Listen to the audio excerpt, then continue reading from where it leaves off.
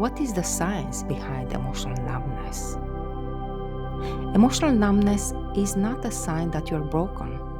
It is a sign that your brain has gone into survival mode to protect you. When does this happen? After long periods of chronic stress, overwork, or burnout, or after repeated experiences of pain, disappointment, or trauma.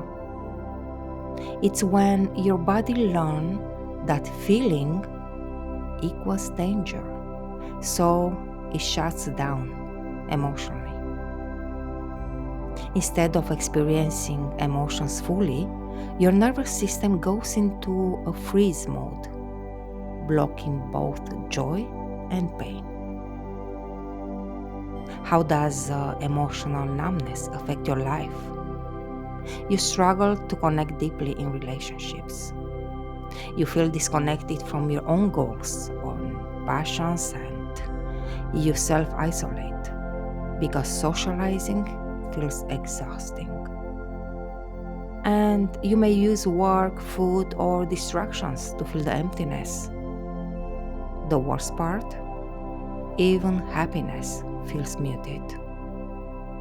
But the truth is, you weren't meant to live numb. You were meant to feel fully alive.